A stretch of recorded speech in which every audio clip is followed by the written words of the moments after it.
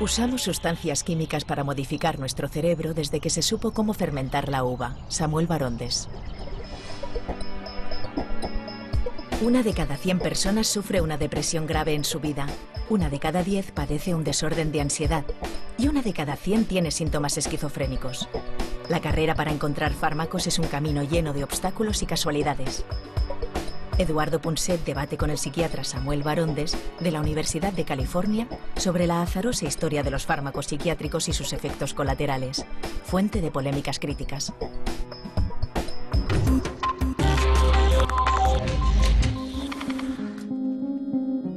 Al comienzo de la década de los años 60,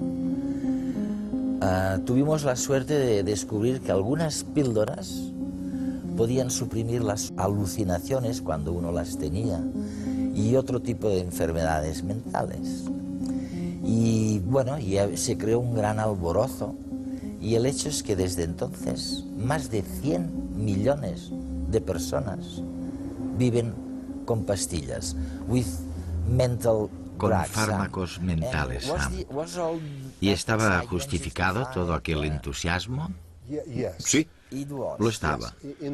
sí, en el sentido de que es muy prometedor. Y en muchos casos, los fármacos que han llegado en los últimos 50 años realmente han ayudado muchísimo a la gente. Pero desgraciadamente todos tienen sus limitaciones.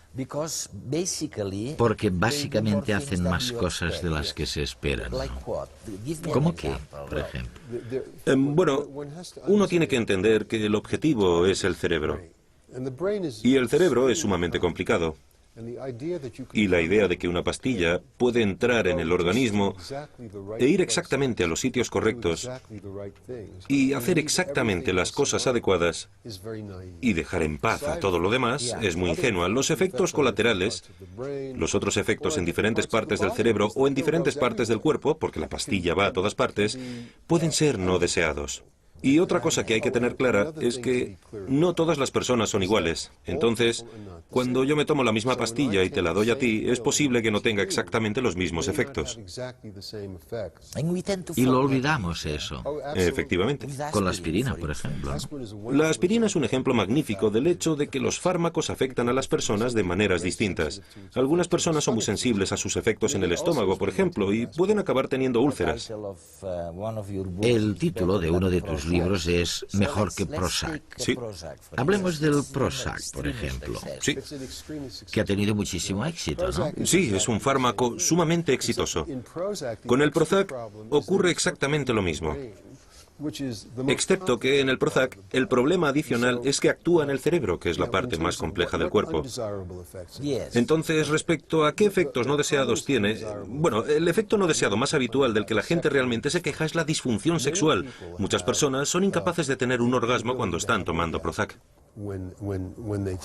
Cuando están habituados al Prozac. Pero otro efecto es que hace que algunas personas se vuelvan demasiado indiferentes.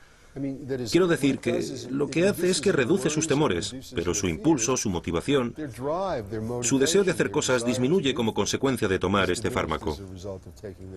Y también puede afectar a la claridad de sus pensamientos. Algunas personas no pueden pensar y concentrarse con tanta claridad. Ahora bien, todo esto es variable. Conozco personalmente a personas que toman Prozac y creo que es lo mejor que les ha pasado. Pero cuando uno lee tus libros y ve las estadísticas y la administración de los fármacos, Sí. a lo largo de la historia reciente, a veces uno se queda aterrado ante los efectos negativos de medicamentos que realmente no han sido probados. Sí. Ha habido muchísimos fármacos que tras años de utilización tuvisteis que decidir retirarlos del mercado, ¿no? Sí. Bueno, vamos a ver, hay algunos ejemplos muy buenos.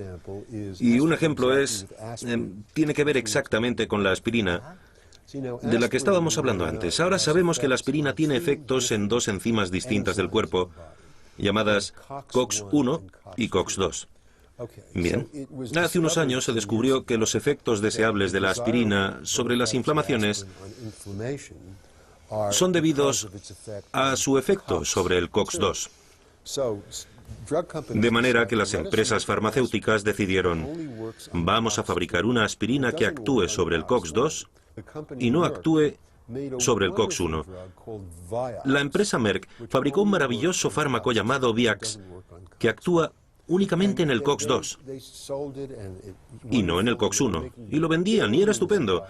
Y estaban ganando miles de millones con él.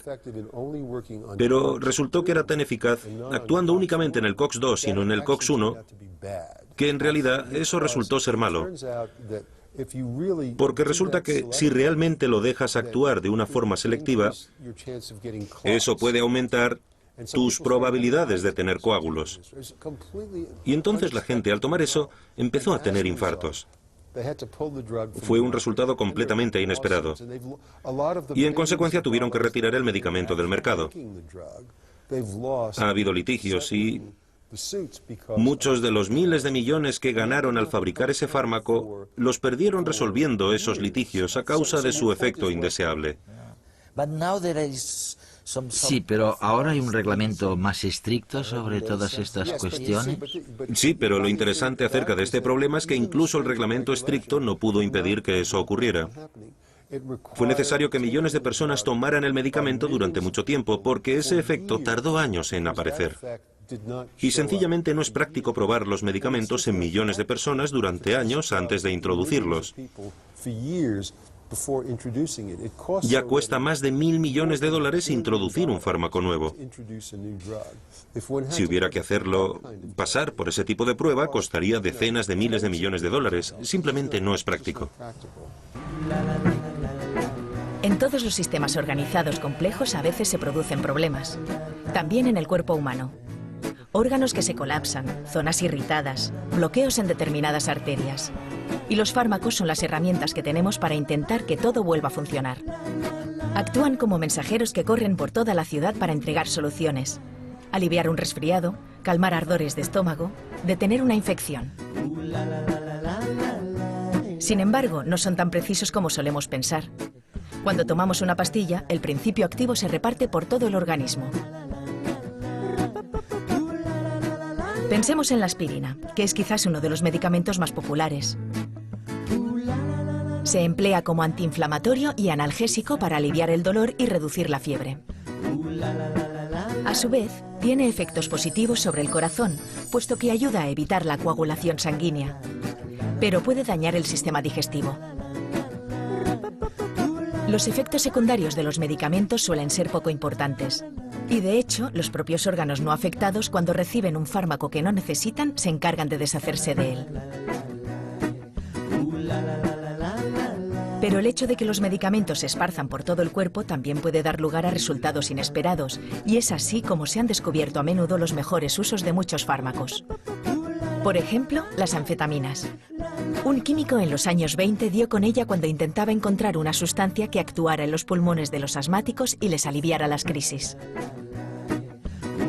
La que obtuvo descongestionaba la nariz y, además, hacía que los pacientes estuvieran más despiertos y atentos, y que se sintieran mejor, por lo que empezó a dársela a personas con trastornos de sueño y a depresivos, y funcionó. Más adelante también se probó en niños con trastornos psíquicos y se descubrió que las anfetaminas les volvía más atentos y tranquilos. Más curiosa y divertida es la historia del Viagra. Un grupo de investigadores realizaron un experimento con personas con el objetivo de probar un medicamento para tratar las enfermedades del corazón. Sin embargo, no les funcionó como ellos creían. Al acabar el ensayo, los participantes no querían devolver las pastillas. Y es que les habían encontrado otras utilidades.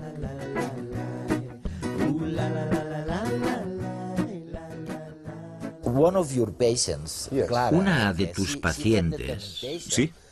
Clara, creo que es su nombre, tuvo la tentación de dejar de lado todos los medicamentos. Sí. Lo que quería era probar la terapia cognitiva. Clara probó la terapia cognitiva antes de probar el Prozac. Mucho antes. En su caso particular, Así es. sí, pero en realidad la terapia cognitiva es una herramienta sumamente útil para la depresión. Y de hecho, algunos estudios muestran que puede ser tan eficaz como el Prozac. Y en algunas personas, más eficaz que el Prozac. A algunos médicos les gusta usar ambas cosas. Y a veces la combinación puede ser incluso más eficaz que una cosa o la otra.